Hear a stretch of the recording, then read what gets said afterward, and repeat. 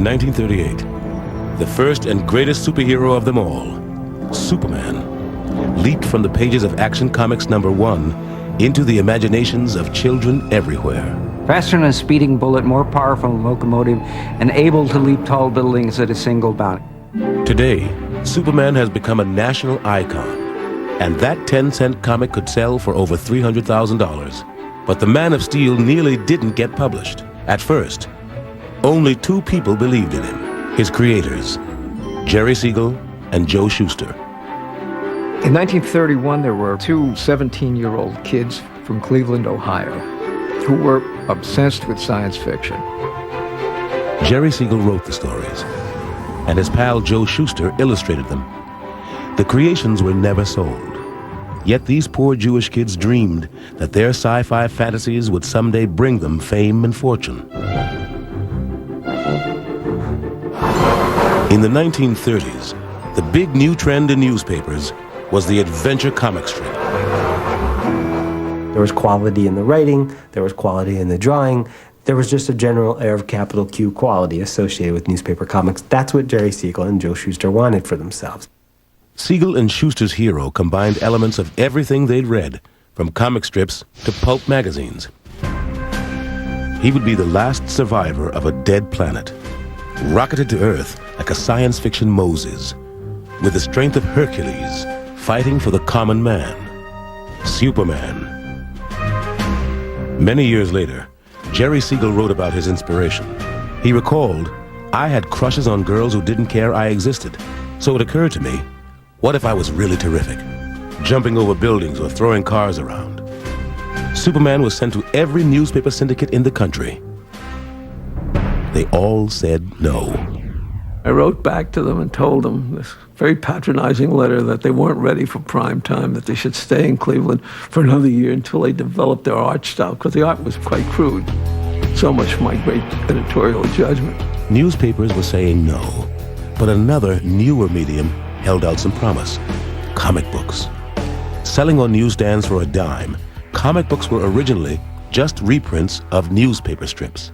It was the cheapest way for newspaper publishers to repackage their comic strips. It was the video tape of its day. Then in 1935, Major Malcolm Wheeler Nicholson, a pulp magazine writer turned comic publisher, had a revolutionary idea: comic books with all new, never-before-published material. But to make his idea work, the material had to come cheap. The only people they could get to produce this content were guys that couldn't get work doing anything else because they were too young, or they were too inexperienced, or they were Jewish. Siegel and Shuster fit the bill. Wheeler Nicholson's company, soon to be called DC, gave the pair steady work. In 1938, the company, under new ownership, took a chance with the strip everyone had rejected. Siegel and Shuster, both 23, finally saw Superman published in the first issue of DC's Action Comics. Shuster cut up the panels, rearranged them in comic page form, and the golden age of comics began with the first issue of Action Comics. Imagine how amazing it would be to open up that first issue. I'll never have anything approaching the level of a sense of wonder that those first kids that opened up Action #1 had way back in the day. The first stories were crude but direct. Unlike most newspaper heroes, Superman lived in the same world as his readers. This wasn't medieval England or another planet. This was a city, a metropolis of lynch mobs and wife-beaters, where politicians were crooks, where businessmen exploited workers and started wars in South America. It was the real world of 1938, a world in need of a hero. He was the spirit of the people. He was up against corrupt landlords and vile dictators and bad generals and all that. The New Deal, of course, was an effort to try to redirect people to look to a powerful force, the federal government, to serve as their benefactor, their protector against, local and greedy, corrupt interests. Comic book superheroes were super New Dealers, like costume versions of Franklin Roosevelt. But what really made Superman revolutionary was his alter ego, Clark Kent. Kent made Superman accessible, And in turn, he needed to be Kent to be human, to have access to us. Superman comes from this other place to America. He can never go back there. It's been destroyed, very much as the Europe that especially the European Jews left behind was eventually destroyed. He is adopted by this ultimate American couple. He leaves behind the vaguely Hebraic-sounding Kal-El and becomes Clark Kent, the ultimate American.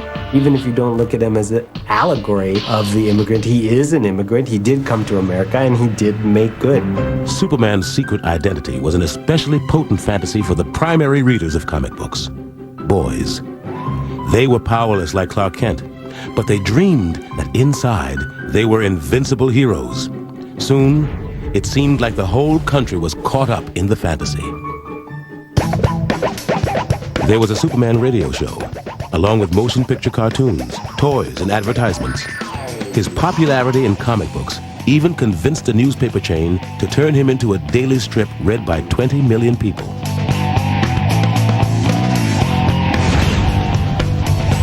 Meanwhile, each monthly issue of Action Comics with Superman sold nearly 1 million copies. Naturally, DC wanted another costumed character to match Superman's success. Bob Kane, a 22-year-old journeyman cartoonist, took up the challenge, along with 25-year-old writer Bill Finger. The Batman debuted in the 27th issue of Detective Comics. Unlike Superman, he had no superpowers, and there were other differences. While Superman fought for a liberal social agenda, the Batman fought crime, plain and simple.